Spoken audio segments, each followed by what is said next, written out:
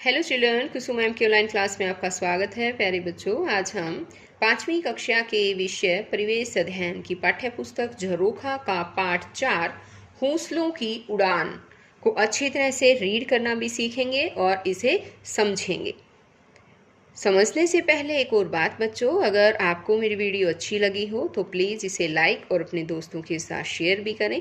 और अगर आप अभी तक मेरे चैनल पर नए हैं तो मेरे चैनल ऑनलाइन स्टडी हब को सब्सक्राइब भी करें और साथ में दिए बेल आइकन को ज़रूर प्रेस करें ताकि आगे से मैं जो भी वीडियो डालूं वो आपके पास आसानी से पहुंच सके और आप इसी तरह से अच्छे तरीके से पढ़ते रहे। इसका एक और भी फ़ायदा होगा बच्चों कि आपको किसी भी तरह की ट्यूशन लगाने की ज़रूरत नहीं होगी। मेरे चैनल की प्लेलिस्ट में आप जाइए और अपनी कक्षा की जो प्लेलिस्ट है यानी क्लास 5th की जो प्लेलिस्ट है उसमें आपके हर subject Hindi, English, math, EVS हर सब्जेक्ट की वीडियो आपको मिलेगी और जो भी आपको लेसन समझ में नहीं आता है वो आप आसानी से समझ सकते हैं। तो देखिए, आज इस वीडियो में हम शुरुआत करते हैं पाठ 4 हौसलों की उड़ान। पक्का इरादा।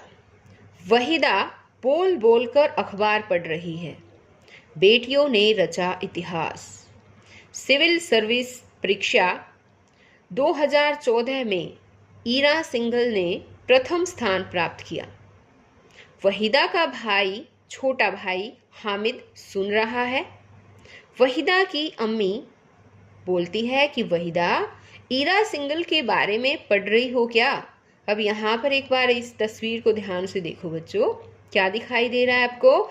ये है वहीदा और क्या कर रही है ये अखबार पढ़ रही है। और ये है वहीदा का छोटा भाई हामिद और ये है वहीदा की मम्मी।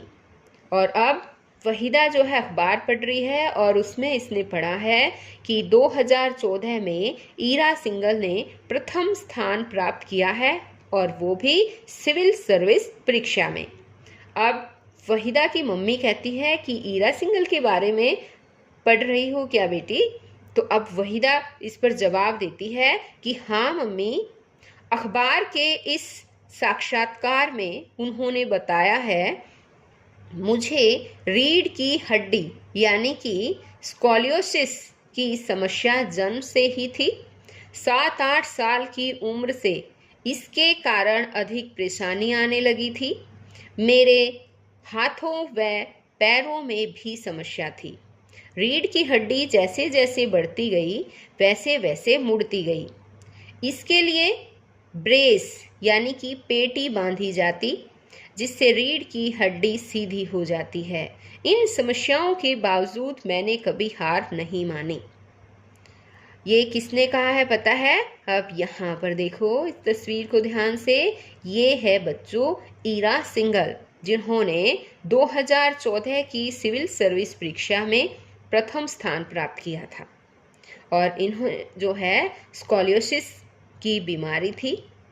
स्कॉलियोसिस का मतलब है रीढ़ की हड्डी। रीढ़ की हड्डी जैसे जैसे बढ़ते हैं वैसे वैसे वो इस बीमारी में मुड़ती जाती है। तो देखो कितनी समस्या हुई होगी इनको, लेकिन फिर भी इन्होंने हार नहीं मानी और अपनी पढ़ाई जारी रखी। इन्हें पढ़ने का शौक था। अब देखिए इसकी मम्मी कहती है, अम्मी कहती कि पढ़ाई के साथ साथ ईरा और भी कई शौक रखती है, जैसे डांस करना, एक्टिंग करना, थिएटर और यात्राएं करना। अब वहीदा कहती है, अम्मी इतनी परेशानियों के होते हुए ईरा का यहाँ तक पहुँचना बहुत मुश्किल रहा होगा। तो बच्चों हाँ, मुश्किल तो रहा होगा। और ईरा सिंघल को कौन सी बीमारी थी? स्कॉलियोसिस। देखिए अब स्कॉलियोसिस के बारे में जानते हैं, यह भी जानो। स्कॉलियोसिस बीमारी नहीं बल्कि एक समस्या है जिसमें रीढ़ की हड्डी एक ओर झुक जाती है। जिन बच्चों में यह समस्या होती है उनमें उम्र बढ़ने के साथ हड्डियों के विकास के कारण यह समस्या बढ़ती जाती है। अब यहाँ पर देखिए उनकी अम्मी कहती है कि हाँ, मुश्किल तो था ही, कुछ लोगों ने यहाँ तक भी कहा कि उसे विशेष आवश्यकताओं वाले बच्चों के स्कूल में ही पढ़ना चाहिए, लेकिन उसने हार नहीं मानी। ईरा का कहना है कि हमें अपनी कमियों पर ध्यान न देकर अपनी खूबियों को बढ़ाना चाहिए। इतने में पूनम दीदी आ गई। वे देख नहीं सकती, वे एक स्कूल में पढ़ाती हैं। अब हामिद कहता है, दीदी आज आपके स्कूल की छुट्टी है। और दीदी कहती है, हाँ, तुम भी तो स्कूल नहीं गए। अब हामिद कहता है, दीदी आप बिना देखे पढ़ाने का काम कैसे करती हैं? आपको कैसे पता चलता है कि कौन कौन बच्चे कक्षा में हैं और कौन कौन नहीं? अब दीदी कहती है, हामिद, हम लोग हर बच्चे को उसकी आवाज़ से पहचान लेते हैं। बच्चों को पढ़ाने के लिए मैं खुद भी पहले पढ़कर जाती हूँ। अब हामिद कहता है, खुद पढ़कर? वह कैसे? दीदी कहती है कि मैं ब्रेल लिपि से पढ़ती हूँ तथा ऑडियो कैसेट और कंप्यूटर में एक विशेष प्रकार के सॉफ्टवेयर से सुनकर अपने विषय की तैयारी करती हूँ। अब वहीदा कहती है, दीदी आप अपने कॉलेज में भी प्रथम स्थान पर आती थी ना? आप ब्रेल से पढ़ तो लेती हैं, पर परीक्षा कैसे देती है? अब दीदी कहती है कि परीक्षा में लिखने के लिए हमें एक लेखक साथ ले जाने की अनुमति होती है। हम बोलते हैं और वह लिखता है। अब हामिद कहता है, दीदी ब्रेल लिपि के बारे में कुछ बताओ ना। दीदी कहती है, लुई ब्रेल को इस लिपि का जनक माना जाता है। उनका जन्म 4 जनवरी 1809 में फ्रांस में हुआ था। अब यहाँ पर देखो, सबसे पहले आप इस तस्वीर को ध्यान से देखो बच्चों। ये किसकी तस्वीर है पता है? ये लुई ब्रेल की तस्वीर है। ये लुई ब्रेल हैं और इनका जन्म 4 जनवरी 1809 में फ्रांस में हुआ था। और जिनको जो भी बच्चे देख नहीं पाते हैं और उनको पढ़ना होता है तो वो ब्रेल लिपि से पढ़ते हैं, वो इन्हीं की बदौलत है, क्योंकि ब्रेल लिपि का आविष्कार लुई ब्रेल ने ही किया था। अब यह है कि बचपन में आँख में चोट लगने से वे आँखों की रोशनी खो बैठे। अंत विद्यालय में शिक्षा ग्रहण करते समय लुई को पता चला कि सेना के कैप्टन बार्बर ने सेना के लिए ऐसी कूट लिपि का विकास किया जिसकी सहायता से वे अंधेरे में भी संदेशों को टटोल कर पढ़ सकते थे। लुई 8 वर्ष के कठोर परिश्रम के बाद 6 बिंदुओं वाली लिपि बनाने में सफल हुए। इसे ब्रेल लिपि के नाम से जाना गया। ब्रेल लिपि, अब देखिए ब्रेल लिपि क्या होती है, इसके बारे में हम पढ़ेंगे कि ब्रेल लिपि के 6 बिंदुओं को उनके सामने लिखे अक्षरों या अंकों द्वारा जाना जाता है। इस लिपि में इन्हीं 6 बिंदुओं से वर्णों की आकृतियों का निर्माण किया जाता है। स्केल पर कुछ चौरस खिड़कियां बनी होती है। अब यहाँ पर देखो बच्चों, ये देखो, ये ब्रेल लिपि के लिए अक्षर और अंक जहाँ इस तरह से जो है लिखने की वो की गई है। यहाँ देखिए एक बार, ये एक स्केल है और यहाँ एक नुकीला, यहाँ पर देखिए कलम सी दिख रही होगी, स्टाइलस बोलते हैं इसको। इससे जो है स्केल की यहाँ पर देखो छोटे छोटे जो हैं बिंदु कर रखे हैं, है ना। तो अब इसको देखो अच्छी तरह से समझाया गया है। ये 6 बिंदुओं वाली है। ये देखिए A to Z यहाँ पर लिख भी रखा है ना, ABCD इस तरह से। तो ये 6 बिंदुओं वाली लिपि होती है और इस पर इन खिड़कियों में भी 6 बिंदु बने होते हैं। अब यहाँ देखिए स्केल पर कुछ चौरस खिड़कियाँ बनी होती हैं। इन खिड़कियों में लाइन से कटावदार 6 बिंदु बने होते हैं। एक नुकीली कलम यानी स्टाइलस से स्केल की खिड़कियों में बने कटावदार बिंदुओं से कागज पर छेद करके लिखा जाता है।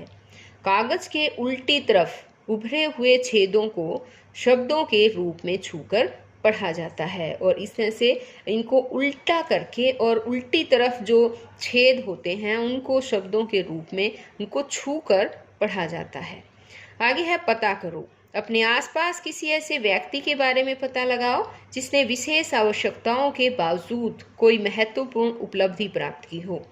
तो ऐसा बच्चों एक सुधा चंद्रन है। सुधा चंद्रन अपने हौसले तथा लकड़ी की टांग के साथ ही देश की महानतम भरतनाट्यम नर्तकी बन गई।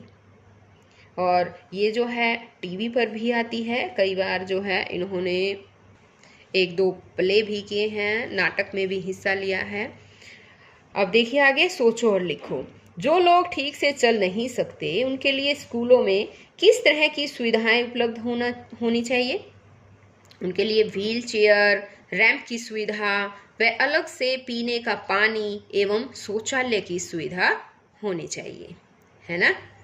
क्या तुम्हारे स्कूल में भी वे सब सुविधाएं हैं? तो बच्चों आपको बताना है हाँ या नहीं में जवाब देना है। आगे यदि नहीं तो इसके लिए किस प्रकार के प्रयास करने चाहिए? इसका आंसर हो सकता है कि अपने प्रधानाचार्य तथा कमेटी के सदस्यों से निवेदन करके सामाजिक संस्थाओं एवं सरकार की सहायता से सुविधाओं का विकास करना चाहिए। आगे क्वेश्चन देखिए। इनको समझाने से पहले एक और बात समझिए बच्चों कि यहाँ पर जो ये मैंने क्वेश्चन के आंसर्स लिख रखे हैं, आपको इस तरह से अपने बुक के अंदर नहीं लिखने हैं, क्योंकि यहाँ पे जगह कम है, आप लिख भी नहीं पाएंगे और आपका पेज बिल्कुल ख़राब हो जाएगा। मैंने आपको वैसे ही ये समझाने के लिए लिखे हैं। आपको अपनी कॉपी में इन क्वेश्चंस के आंसर्स को और क्वेश्चंस दोनों को ही लिखना है, क्योंकि ये सोचो और लिखो में इनको लिखने वाले क्वेश्चंस होते हैं ये। तो आपको क्वेश्चन और आंसर दोनों अपनी बुक की बजाय कॉपी में ही लिखने हैं। आगे देखिए क्वेश्चन है, क्या तुम्हें लगता है कि स्कूल में विशेष आवश्यकताओं वाले बच्चों को यदि उनकी आवश्यकताओं के अनुरूप सभी सुविधाएं मिलें तो वे स्कूल आने में अधिक उत्साह दिखाएंगे? तो हाँ, इन बच्चों में बहुत क्षमताएं छिपी होती है। यदि इनको स्कूलों में उचित वातावरण और सुविधाएं मिले तो वे स्कूल आने में विशेष उत्साह दिखाएंगे। अब आगे है, आओ जाने हेलन केलर के बारे में। अब हम हेलन केलर के बारे में पढ़ते हैं बच्चों कि हेलन केलर 20वीं शताब्दी की एक विलक्षण महिला थी। 2 साल की उम्र में एक गंभीर बीमारी ने उनकी देखने व सुनने की शक्ति छीन ली। हेलन ने अपनी अक्षमता को स्वीकार किया व उसके अनुरूप अपने आप को ढाला। यहाँ पर देखिए बच्चों इस तस्वीर को सबसे पहले, ये है हेलन केलर। और मई 1888 में हेलन बोस्टन स्थित पार्किस इंस्टीट्यूट फॉर द ब्लाइंड संस्थान में दाखिल हुई। 24 वर्ष की अवस्था में कला स्नातक की डिग्री हासिल करने वाली वह पहली दृष्टि बाधित एवं बधिर महिला थी। दूसरों के साथ पारस्परिक संवाद संभव करने के लिए प्रतिबद्ध हेलन ने बातचीत करना सीखा। होठों के स्पर्श से लोगों की बात समझने का हुनर सीखना उनकी अद्भुत स्पर्श क्षमता का प्रमाण है बच्चों, ये प्रमाण था। हेलन केलर ब्रेल तथा हाथों के स्पर्श से सांकेतिक भाषा समझने में भी निपुण थी। हेलन केलर को घूमने, खेलने, पशुओं के साथ रहने, थिएटर देखने, समुद्री यात्रा करने का शौक था। उन्हें ग्रामीण परिवेश से प्यार था। सामाजिक कार्यों के लिए हेलन को कई बार सम्मानित किया गया। उन्होंने नेत्रहीनों के लिए कई महत्वपूर्ण कार्य किए। जो लोग बोल नहीं सकते वे कुछ संकेतों के माध्यम से अपनी बात समझाते हैं। इसी प्रकार के कुछ संकेत नीचे दिए गए हैं। इससे पहले आप ये वाला समझिए बच्चों, सांकेतिक भाषा कि सांकेतिक भाषा क्या होती है? बात बताने और समझने का एक और भी तरीका है। शरीर के हाव भाव और संकेतों से बात बताना व जानना। इसमें बोलने वाले व्यक्ति के होठों के हिलने और चेहरे के भावों को ध्यान से देखा जाता है। तो अब देखो यहाँ पर ये कहता है कि इसी प्रकार के कुछ संकेत नीचे दिए गए हैं, इन्हें ध्यान से देखो और कुछ ऐसे ही संकेत तुम स्वयं बनाओ और अपने साथियों के साथ इन संकेतों पर बात करो। इन संकेतों में ही बात करनी है। तो देखिए यहाँ पर देखिए ये संकेत, ये इस तरह से हाथ कर रखा है यहाँ, इसका मतलब ये हेलो कह रहा है। और इस तरह से ये इसने इस तरह से अंगूठा अंदर किया है और चारों उंगलियां देखिए बिल्कुल सीधी है और अंगूठा है इस तरह से, इसका मतलब ये गुड बाय कह रहा है। और यहाँ पर देखिए इसने अपने छाती पर इस तरह से हाथ रखा है और सीधा, तो इसका मतलब है ये कह रहा है कृपा। और यहाँ पर देखिए इसने अपने मुंह के आगे इस तरह से हाथ किया हुआ है, इसका मतलब है आपका स्वागत है, यानी ये किसी का स्वागत कर रहा है। यहाँ पर देखो अब ये हाथ अगर इसने इस तरह से नीचे की तरफ मोड़ दिया, इसका मतलब हाँ है इसका, हाँ। और यहाँ पर देखो अब इसका मतलब है माफ़ करना, इसने इस तरह से कर रखा है, इसका मतलब है माफ़ करना। यहाँ पर देखो अब यहाँ कैसे हाथ और उंगलियां किस तरह से कर रखी है इसने, जो इस तरह से जो ये कर रखी, इसका मतलब है ये धन्यवाद कर रहा है और ये कह रहा है धन्यवाद।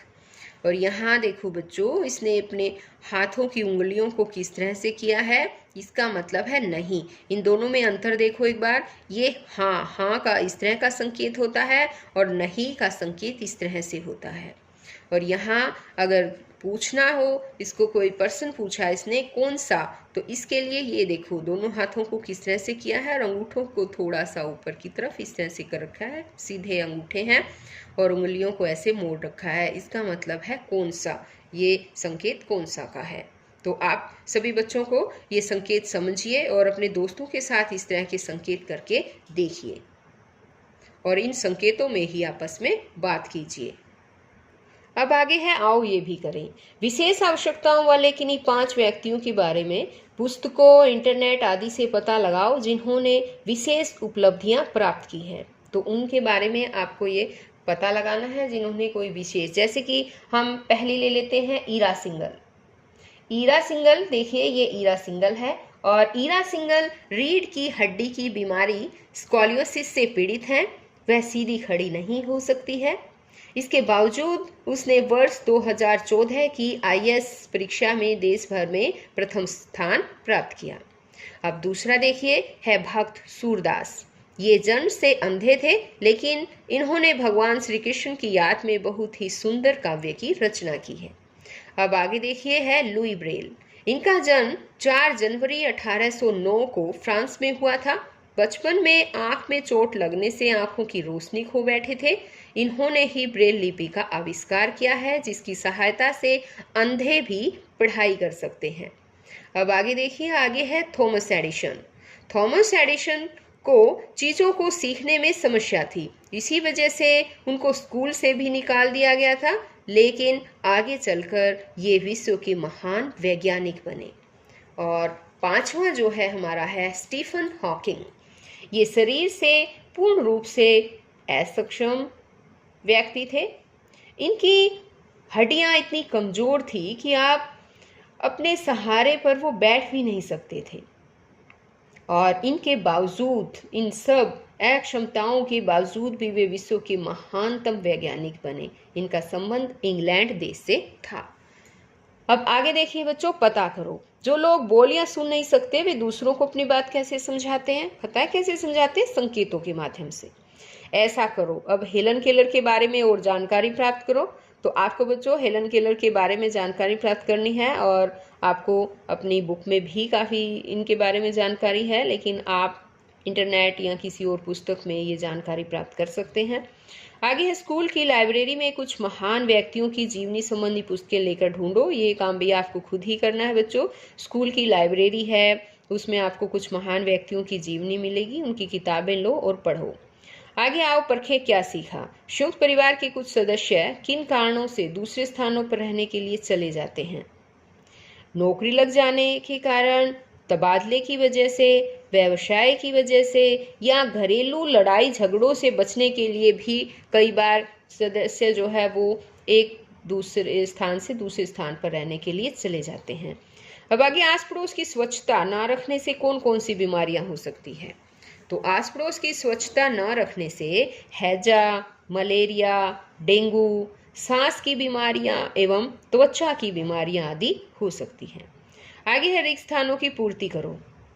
यहाँ पर देखिए बच्चों कुछ शब्द दे रखे हैं और यहाँ पर देखिए वाक्य दे रखे हैं, सेंटेंसेस हैं कुछ, और इन सेंटेंसेस में हमें ये ऊपर दिए गए जितने भी वर्ड्स दे रखे हैं उनको लिखना है जो भी उचित आपको लगे। तो ये खाली स्थान भरने हैं। देखिए, जो लोग देख नहीं सकते वे डैश लिपि से पढ़ते हैं। कौन सी लिपि से पढ़ते हैं बताओ?